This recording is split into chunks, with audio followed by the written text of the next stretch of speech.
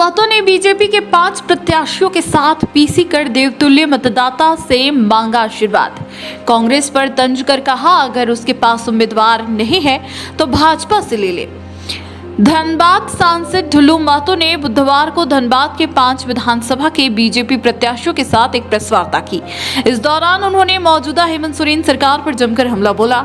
सांसद ढुल्लू महतो ने कहा कि पिछले 5 साल इस सरकार में अपराध चरम सीमा पर रहा है, विकास का कोई कार्य नहीं हो पाया, यहाँ तक कि मैया सम्मान योजना के नाम पर भी जनता भरमाया गया। झारखंड चुनाव बाद इस योजना से जनता को लाभ नहीं मिलने वाला। सांसद ढुल्लू महतो ने मुख्यमंत्री हेमंत सोरेन पर हमला बोलते हुए कहा कि उन्होंने प्रत्येक घर में एक व्यक्ति को नौकरी देने, 75% स्थानीय को रोजगार में आरक्षण देने का वादा किया था, लेकिन कोई वादा पूरा नहीं किया।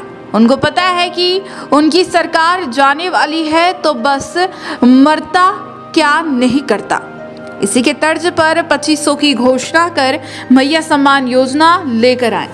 ढुल्लू महतो ने यह भी कहा कि पिछली रघुवर जी की सरकार में झारखंड में क्राइम 0 हो गई थी, आतंकवाद उग्रवाद पर रोक लग गया था, लेकिन आज स्थिति विपरीत हो गई है। परिवारवाद पर के मुद्दे पर पूछे गए सवाल के जवाब में कहा कि एक ही परिवार से पार्टी में अध्यक्ष से लेकर मुख्यमंत्री बने तो इसे परिवारवाद कहा जाएगा, ना कि कोई नेता का परिजन कार्यकर्ता के तौर पर जनता का सेवा करने चुनाव में उतरे तो उसे परिवारवाद कहा जाएगा। सांसद ढुल्लू महतो ने कहा कि उनकी पार्टी ने जनता के सेवक के रूप में कार्य करने वाले उम्मीदवारों को ही प्रत्याशी बनाया है, जैसे धनबाद से लोकप्रिय विधायक राज सिन्हा, निरसा से पूर्व मंत्री अपर्णा सेन गुप्ता, झरिया से जुझारू नेत्री रागनी सिंह, बाघमारा से उनके बड़े भाई शत्रुघ्न महतो और सिंदरी से इंद्रजीत महतो की धर्मपत्नी तारा देवी को उम्मीदवार बनाया गया है और उन्हें विश्वास है कि धनबाद के देवतुल्य मतदाता इन्हें पूरे विश्वास के साथ चुनाव जिताएंगे। धनबाद सांसद ढुल्लू महतो ने कांग्रेस पर चुटकी लेते हुए और तंज कसते हुए कहा कि कांग्रेस के पास इस वक्त उम्मीदवारों का टोटा हो गया है, इसलिए धनबाद विधानसभा से चुनाव लड़ने के लिए उम्मीदवार नहीं मिल रहा है और चाहे तो भाजपा से उम्मीदवार ले सकती है। सांसद ने कहा कि टुंडी सीट पर जल्द ही उम्मीदवार की घोषणा हो जाएगी। वहीं बीजेपी सनातन में विश्वास करने वाली पार्टी है, ऐसे में धनबाद के सभी 20 प्रत्याशी पोथी पत्रा ग्रंथ के अनुसार शुभ मुहूर्त देखकर अपना नामांकन पर्चा दाखिल करेंगे। जो मुख्य रूप से विधानसभा के जो प्रत्याशी के रूप में घोषित किए हैं, वो एक एक प्रत्याशी रात दिन 24 घंटा जनता के बीच में हर लोगों के सुख दुख में दिन रात खड़ा रहने का परिणाम कि पार्टी ने ऐसे कर्मठ, जुझारू और जनता के सेवक के रूप में प्रत्याशी को घोषणा किया है। जो हमारे फर्स्ट में हमारे धनबाद के लोकप्रिय विधायक रहे, हमारे वर्तमान में प्रत्याशी के रूप में उसका नाम को पुनः फिर घोषित किए हमारे राज सिन्हा जी। हमारे निरसा के जुझारू प्रत्याशी रही और पूर्व में राज्य सरकार में मंत्री भी रही हमारे अपर्णा सेन गुप्ता जी। इन्होंने भी रात दिन जनता के बीच में समर्पित भाव से काम किए। हमारे बड़े भाई और बाघमारा से लगातार जनता के बीच में हर सुख दुख में, गरीबों के हर सुख दुख में खड़े रहे बड़े भाई शत्रुघ्न महतो जी। हमारे झरिया के जुझारू नेत्री, जो हमें लगता है कि झरिया और धनबाद में जिस तरह से झारखंड मुक्ति मोर्चा कांग्रेस के सरकार बनने के बाद अत्याचार, अन्याय, हत्या, मर्डर, लूट के खिलाफ आवाज उठाते रही लगातार हमारे जुझारू नेत्री, और वर्तमान में हमारे पार्टी के द्वारा लोकप्रिय प्रत्याशी के रूप में घोषित किए रागनी सिंह जी को, जो हम हमारे बीच में उपस्थित हैं। हमारे बीच में उपस्थित हैं सिंदरी के लोकप्रिय विधायक इंद्रजीत महतो जी के धर्म पत्नी, और आप जान रहे हैं कि हमारे इंद्रजीत महतो जी पार्टी के कार्य में ही समर्पित भाव से कार्य करने के दौरान, जो एक मधुपुर का चुनाव हो रहा था, उसी के दौरान उन्हें उस कोरोना काल में उनके पूरे तरह से वो अस्वस्थ हो गए, बीमार पड़ गए और आज तक बीमार में ही पड़े रहे। उनकी धर्म पत्नी जो तारा देवी जी है, उनके बिहाफ में वो उनके अनुपस्थिति में दिन रात सिंदरी में लगी रही। तारा देवी जी जो सिंदरी से प्रत्याशी घोषित की गई है। और मैं ये विश्वास दिलाता हूं कि भारतीय जनता पार्टी के केंद्रीय नेतृत्व ने हमारे ऐसे तमाम जुझारू प्रत्याशी धनबाद, सिंदरी, बिरसा, झरिया, बाघमारा, धनबाद, सारे लोगों से जो प्रत्याशी को दिया गया है, इनके प्रति क्षेत्र के तमाम देवतुल्य मतदाता भाई बहनों का विश्वास अटूट है। इसलिए मुझे पूरा विश्वास है कि 2024 के इस विधानसभा चुनाव में ऐतिहासिक जीत दर्ज करके इस राज्य में एनडीए की सरकार बनेगी। और वैसे लोग जो झारखंड मुक्ति मोर्चा कांग्रेस के सरकार बनने के बाद लूटने का काम किया है, सिर्फ और सिर्फ लूटने का काम किया है, झारखंड को मान सम्मान को गिराने का काम किया है, झारखंड को बदनाम करने का काम पूरे भारतवर्ष में किया है, पूरे विश्व में किया है, इसका हिसाब इस 2024 के विधानसभा चुनाव में झारखंड के 3.5 करोड़ जनता ने हेमंत सोरेन जी से लेने के लिए तत्परता के साथ खड़ी है। और इस प्रेस वार्ता में हमारे जिला अध्यक्ष सरवन राय जी हैं, हमारे ग्रामीण जिला के अध्यक्ष गोरोबर जी हैं, हमारे गिरी जी हैं, हमारे मीडिया के प्रभारी भैया मिल्टन जी हैं, वो भी पांडे जी हैं, और हमारे कुछ तमाम कार्यकर्तागण हैं।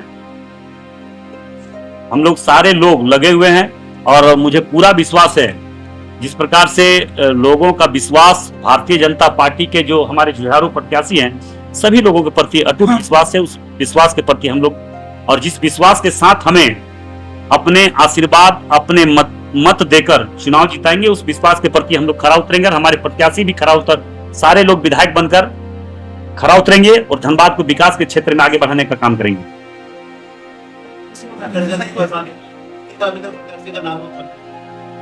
देखिए, वो अब एक केंद्रीय नेतृत्व का निर्णय है, हमें लगता है कि बहुत जल्द हो जाएगा। उसमें कुछ थोड़ा बहुत हम लोग एनडीए में कुछ आपस में बात हो रही है, उसको तुरंत हम सही करें। देखिए, वो तय हो चुका है, हमारा दोनों एनडीए मतलब हम लोग बीजेपी ही समझिए, जो हो जाएगा हम लोग निर्णय सर्वोपरि होगा।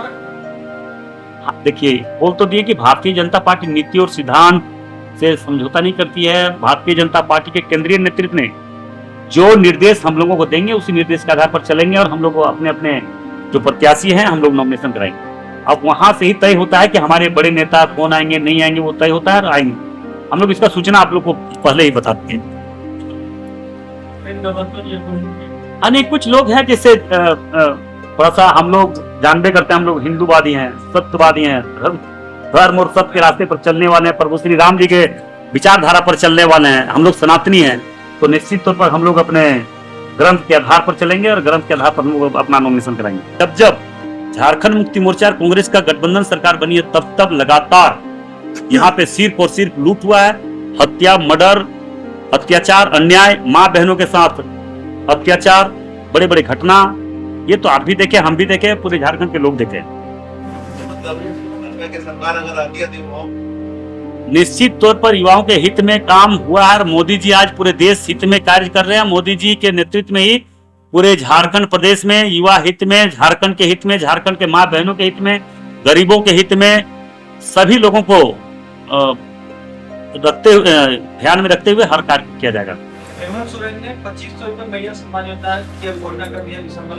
देखिए, अभी वो कुछ भी घोषणा कर सकते हैं, क्योंकि जान रहा है कि मरता क्या नहीं करता। वृद्धा पेंशन रुका हुआ है, विकलांग पेंशन रुका हुआ है, विधवा पेंशन रुका हुआ है। सारे लोगों का पेंशन रोक के उस गरीब का हाय को मतलब हम कह सकते फेब के तरह से ये मैया सम्मान योजना का घोषणा किया, जो चुनाव के आचार संहिता के एक दिन पहले। कल तो हमारे पास हजारों हजार महिला आई थी, सभी माँ बहन बोल रही थी कि हमारे विधवा पेंशन रोक दिया गया है, विकलांग पेंशन रोक दिया गया है, विधवा पेंशन रोका है, वृद्धा पेंशन रोका हुआ है। सारा पेंशन को रोककर आंगनबाड़ी के सहायिका सेविका आपका सारे लोगों का पैसा रोककर 5-5 महीना 6-6 महीना से सैलरी नहीं दिया, तनख्वाह नहीं दिया, और उन लोग ऐसे लोगों को पैसा रोककर अभी मैया सम्मान योजना कुछ हमारी माँ बहनों को दे दिया। तो मगर हमारी माँ बहन वैसे लोगों के बहकाव में नहीं जाने वाला है। उनका हर चेहरा, चरित्र और उनका चाल समझ चुका है। झारखंड के 3.5 करोड़ जनता ने इस बार कोई उपाय नहीं है, उनका अंतिम शरण है, वो अब समाप्त होंगे और इस राज्य में भारतीय जनता पार्टी एनडीए की सरकार बनेगी और हमारे इस झारखंड को विकास के क्षेत्र में आगे बढ़ाएंगे, रोजगार के नए रास्ते खोलेंगे और यहाँ के लोग को रोजगार देंगे। कांग्रेस ने 2 जगह से उपभोक्ता के खिलाफ पीछे से कुछ और बगवारा से जलसों में, लेकिन बात से बात नहीं कर पाया। देखिए उनका उम्मीदवार है कि कोई लड़ना नहीं चाहता है। कांग्रेस को कौन मानता है? कांग्रेस है क्या? कांग्रेस के पास बचा क्या, सो बताइए ना। कांग्रेस के पास कैंडिडेट नहीं मिल रहा है, वो खोज रहा है कि कौन पैसा देगा तो हम कैंडिडेट देंगे। तो अब ऐसा लोग मुल्ला मिलेगा तब तो वो जाके वहां पे कैंडिडेट देंगे। अगर मांगेगा तो भाजपा हम लोग देंगे, हम कुछ लोग मांगेगा तो सरवन भैया है ही है, लगा दी किसी को। अरे भाजपा की सरकार, आप क्राइम कंट्रोल की बात कर रहे हैं। भाजपा की सरकार यहाँ रघुवर दास की सरकार थी, आतंकवाद समाप्त हो गया, उग्रवाद समाप्त हो गया, क्राइम समाप्त हो गया। आप आंकड़ा निकाल के देख लीजिए, आप आंकड़ा निकाल के देखिए, क्राइम 0 हो गया था। आप उग्रवाद जो अभी आप यहाँ से जीटी रोड पार नहीं हो सकते थे, आप यहाँ से गिरिडीह जाने के लिए सोचना पड़ता था, कोडरमा चतरा जाने के लिए सोचना पड़ता था। आज उग्रवाद समाप्त हुआ, ये रघुवर दास जी का देन है। झारखंड में भाजपा का सरकार जब जब बना तब तब उग्रवाद के खिलाफ खुलकर सरकार सख्त से कार्रवाई की है और समाप्त हुआ होने का अगर कारण है वो भारतीय जनता पार्टी उग्रवाद समाप्त हुआ है।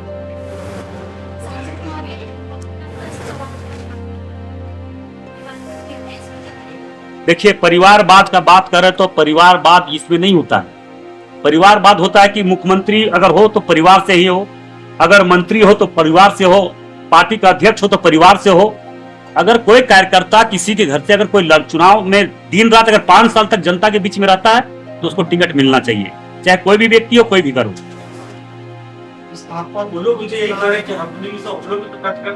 हाँ वो तो देखे कि चंपई सोरेन जी, झारखंड मुक्ति मोर्चा के चंपई सोरेन जी, जो झारखंड को जिस मुकाम तक पहुंचाने वाला चंपई सोरेन का हाथ अहम भूमिका रहा, आज 2 महीना मुख्यमंत्री बनाया, उसको बर्दाश्त नहीं हुआ, वो तुरंत जेल से निकले, फिर मुख्यमंत्री बन गए, अपने बीवी को बनाने के लिए तैयार हो गए। तो आप देख सकते हैं ना, आज तक कभी झारखंड मुक्ति मोर्चा में से अध्यक्ष किसी दूसरे को बनाया।